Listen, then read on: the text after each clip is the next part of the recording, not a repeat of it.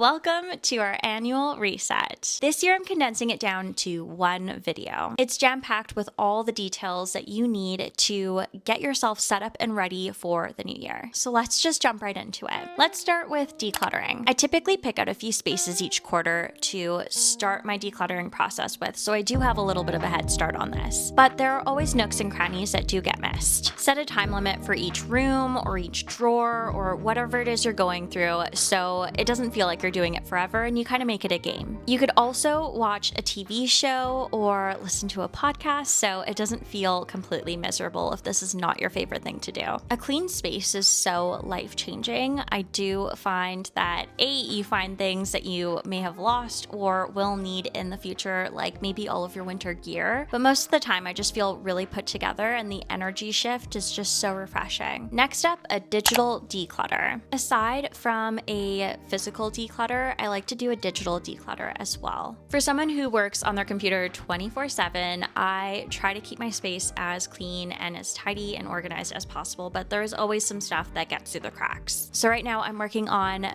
an old hard drive that everything has just been dumped on. I am working on a current hard drive, and then I'm trying to go through all my documents and files and make sure that they're put in the right places. So maybe that's something that you might need to do too, but if you don't have too much of a digital life, then maybe not. One thing I will say is back up your photos someplace because that's something you probably don't want to lose. Updating your systems. Wanting to go for more walks, maybe waking up earlier. Make sure your jacket and your runners are ready to go so there's no barriers for you to go on a walk in the mornings. If you're wanting to wake up earlier, maybe it's that you put your lights on a timer so no matter what, they flash on really bright first thing in the morning. Trying to be more consistent with your multivitamins, maybe you need to set them in a place where you can see them all the time. The idea here is that the less friction, the better. It saves you literal brain power, and instead of thinking about doing the thing or not doing the thing, it's just there for you to do right off the bat. So update your systems. Okay, my favorite part, visualize. My favorite part about getting excited for the new year is creating a new vision board. I like to think about all the things that could be in the upcoming year. It could be trips, it could be hikes, date nights, it could be maybe like a goal aesthetic of some sort. It's really fun to romanticize your life and then hopefully make it a reality because you see it all the time. So I like to create a board specifically for the new year, and then I take some of those photos and I pop them into a wallpaper and I make that my background on my phone or on my computer. Sometimes I like to include a theme of the year as well, which also kind of gets you hyped up. I'm not really sure what I'm doing this year. So far, I've just started my Pinterest board. Last week's video, I talked a little bit more about this, so I will leave that in the description below. I talk a little bit more about what creating that wallpaper means to me and why it is effective. So you can find that link down below. Okay, next up is goals. I love starting out with that Pinterest board and then going into a little bit of goal setting. And it could just be like a bucket list. It doesn't necessarily have to be a specific goal or target. It could just be a list. I also like to include like things I like to feel or values that I've either been neglecting or I want to focus more on. So it could be like reading 12 books. It could be running a certain amount this year. It could be walking a certain amount this year or achieving a certain amount of steps as consistently as I possibly can.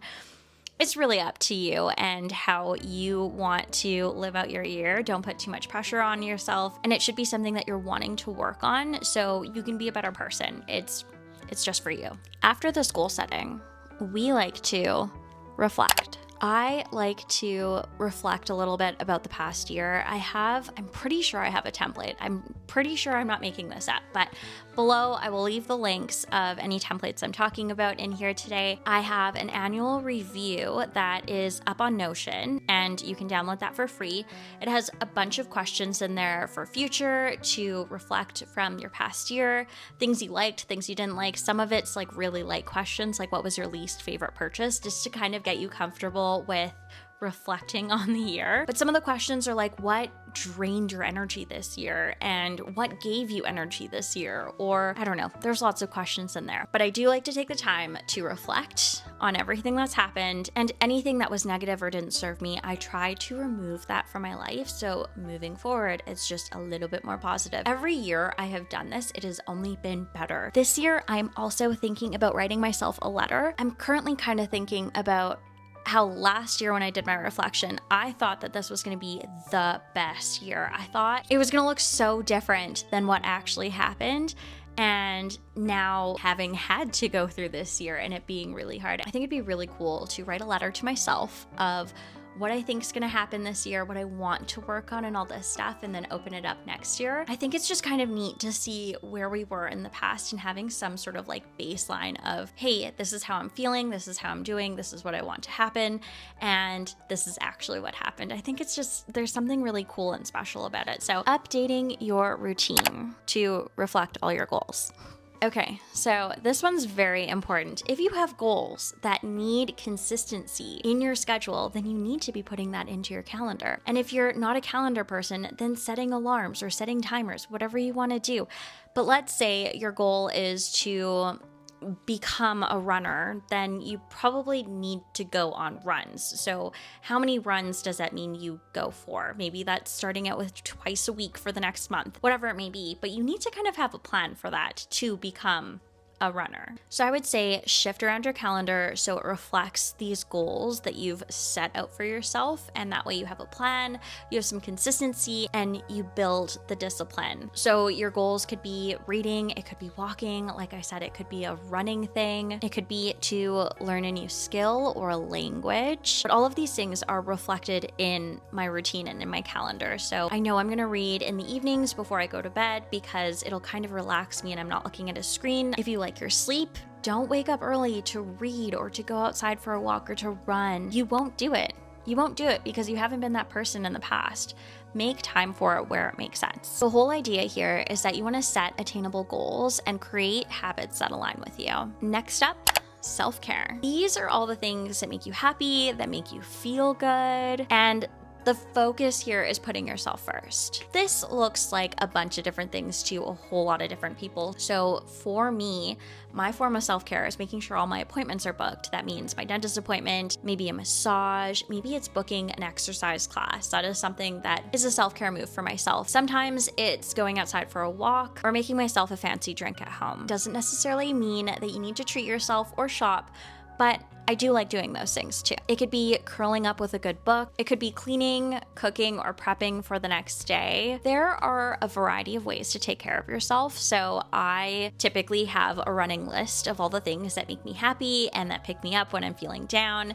And it's a list for me. It doesn't need to be shared with everyone else, but it is nice to have this list to go back and look on when I'm not feeling great and I need a pick-me-up. Budgeting. Getting together a little budget and organizing your finances is another form of self-care. I used to do a whole separate video for this, but this year I'm just lumping it in with everything else. So I will leave the link down below. You guys can watch a previous video for more content on that. If you guys want more or a newer updated video, just let me know in the comments below. I would be happy to make such things. The next thing is organizing your phone so it works for you. I'm gonna scoot over here so I could put my phone probably someplace over here. Hide any distracting apps. I've blocked all my apps, so after 11 p.m., Facebook, Instagram, TikTok, my email, like majority of my apps are just like completely locked out. I have my focuses set up so I'm not distracted while I'm creating videos. This overall has helped my screen time immensely. I think the most screen time I have is on my laptop. Breaking that habit by setting up your focuses and getting rid of those distractions, super handy. Okay, some non-negotiables. I like to keep a list of non-negotiables. People are calling it like a menu or an appetizer or a playlist. It's just a list of non-negotiables. It's things that I must do no matter how I feel. So regardless if I had a crap day, if I'm feeling a little sick, or if I just feel like I don't want to, I have to do these things. They keep me grounded. They keep my life afloat. So here's a list. I have a 10-minute tidy. So no matter what, I set a timer on my phone, on my watch. I have a physical timer that I also use 10 minutes and I clean up as much as I can.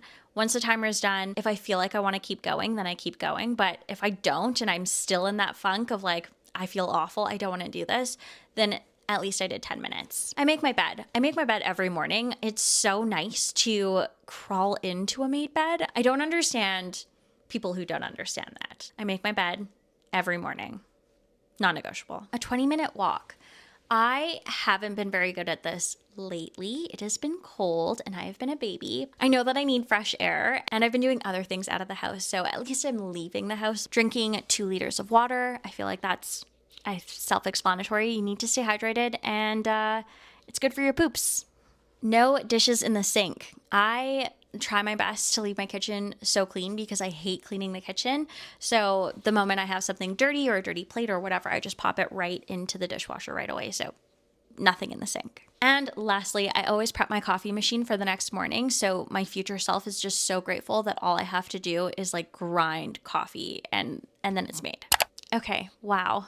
That was like a lot of things. If you were looking for like a time frame or like how you should be completing this, I would do maybe one thing a day if time permits, or you can do a couple things every week. I have just been plugging away whenever I kind of get a spare moment. Life has been a little chaotic and busy and we love it, but yeah, it's just whenever I can. There is no pressure. It's not something that needs to get done before the new year. Even if you might have like a limited time and you want to complete all of these things, I would pick 3 topics that are the most important to you and then only do those ones. Not everything on this list is going to be important for absolutely everybody, so just pick your poison. And do remember that you don't need to complete absolutely everything before 2025. These things are evergreen, meaning that they can be done at any time. It is relevant at all times of the year. You can declutter whenever you want to. You can set up a new mood board or vision board whenever you feel like it. You can reflect at any point in time in the year. It doesn't just have to be for the new year.